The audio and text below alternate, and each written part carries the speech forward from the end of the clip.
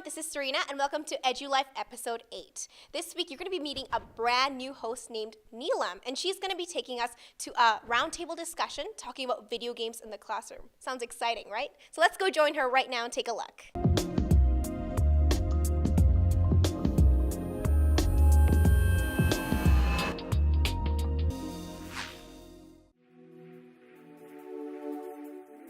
I need to make it clear that we're not talking about Halo, we're not talking about Grand Theft Auto, so you won't get your fix here, but stay tuned because it could still be very exciting. These are the 3 guests that I have today, so if you guys want to go ahead and introduce yourselves, go for it.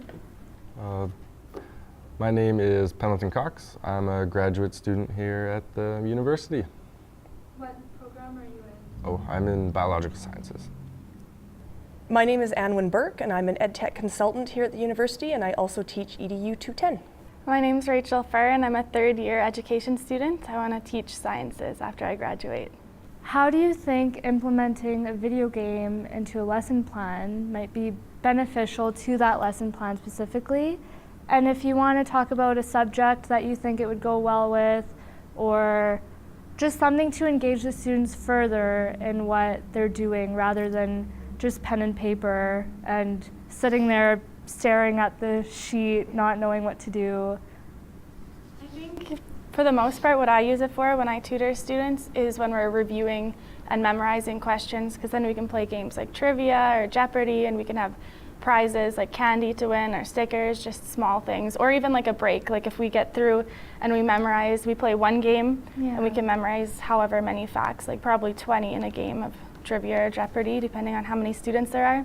And then we'll take a break and we'll do something else, and they don't even feel like they need a break after that, because they're just like, it feels like a game to them. They're having fun memorizing, or they're having fun like playing a game. Yeah. Also, when you're learning concepts too, trivia and Jeopardy don't work as well, but if you play games, they have a lot of websites for elementary specifically. For high school, I haven't found as many to like learn different concepts, but yeah, they have lots of like strategic games for math and science. I've seen a lot. Yeah. Do you think if, say you're making a game for English, since you don't see very many, do you think if you had terms and definitions and like you'd level up with harder terms, that would maybe be beneficial? Yeah. For English, what we'll do sometimes is we have like for very young grades, grade 1 or kindergarten or grade 2, we have a mix-up of words and letters, and we'll play a game of who can make the longest word out of the letters that they were given, and who can, almost like Scrabble, but not quite. Yeah, and like you don't really need a computer screen to have a game implemented into your curriculum, right? No, some kids like to have the screen in front of them, and other kids will enjoy playing with just like the card pieces and being able to touch it. I know, I loved Scrabble when I was younger, so I still love Scrabble. Me too. Yeah. So yeah, that resonates with me, but I think that's a great way to learn new words and stuff, because I know when I was playing Scrabble, I'd be like, oh, is this a word? Is that a word? And you get like so many points, because it's a pretty like complicated word, but yeah, I think that's a good idea. And what about social studies?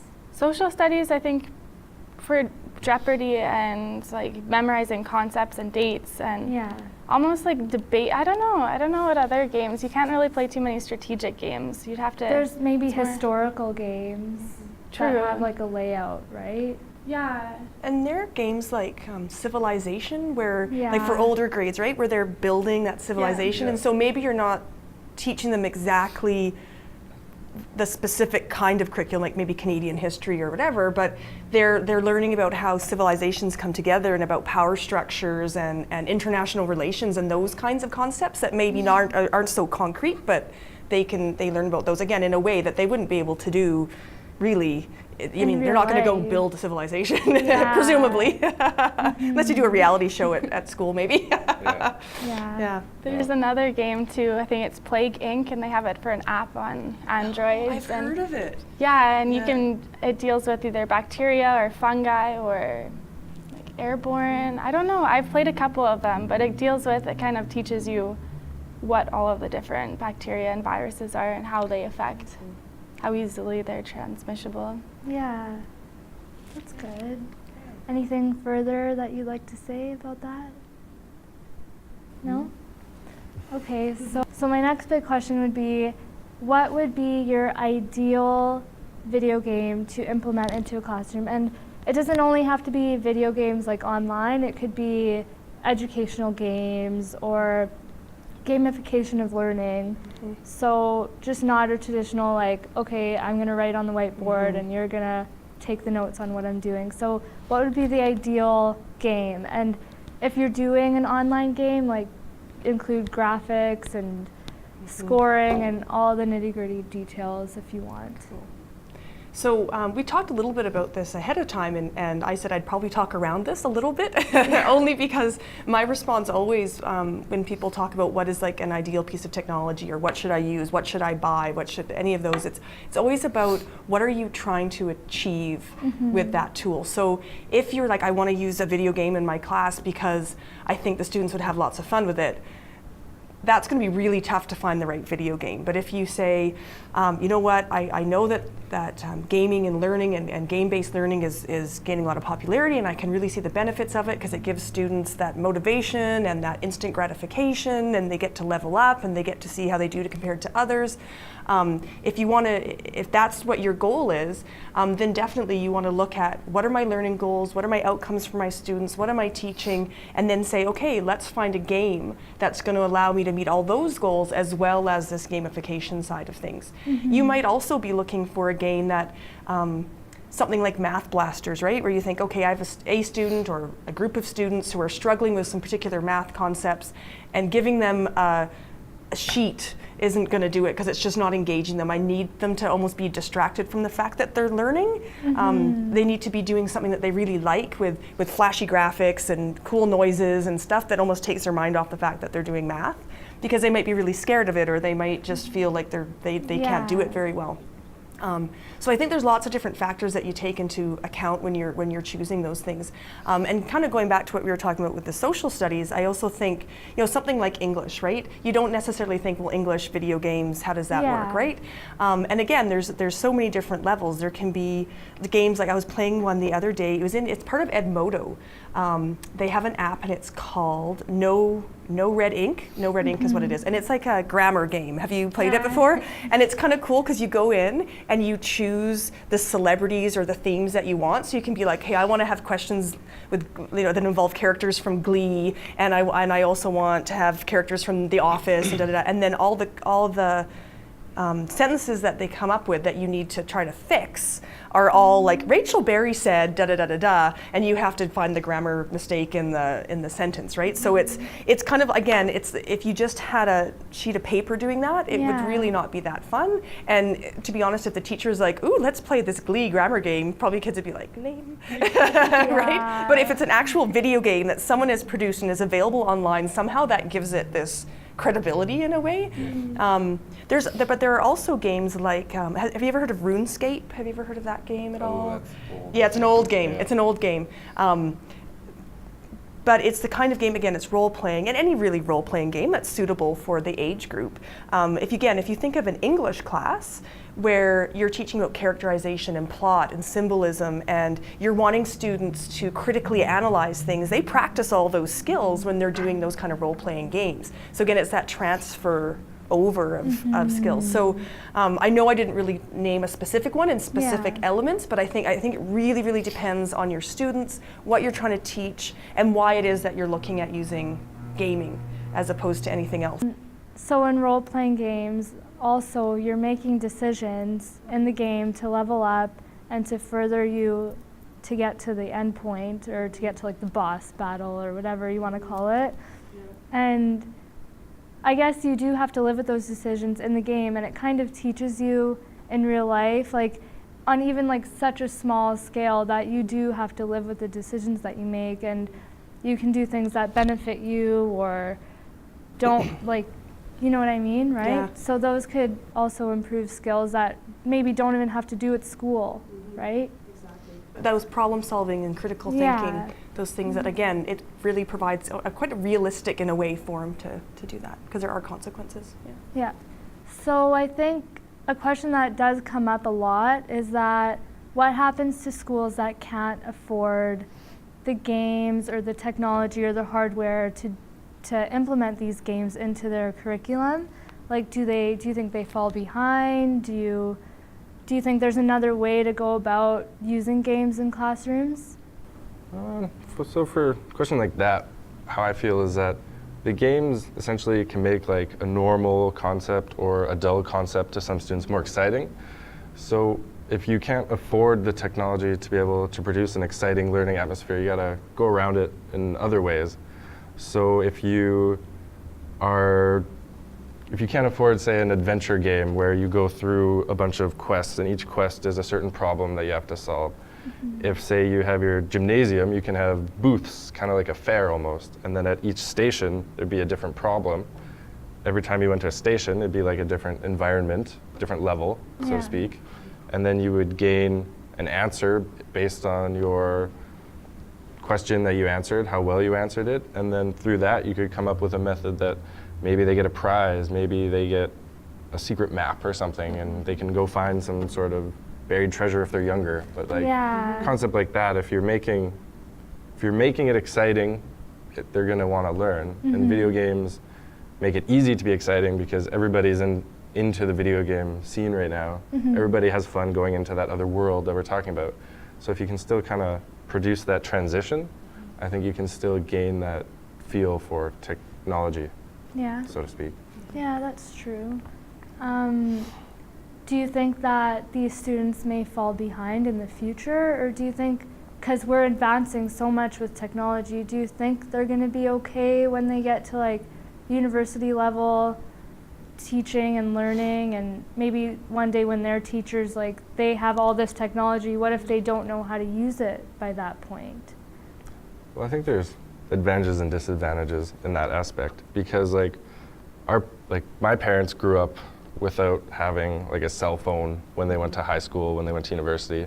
They just told their parents where they were going and then they came home. Whereas then when I was growing up in high school and university, I have a cell phone. I'm always like using the technology.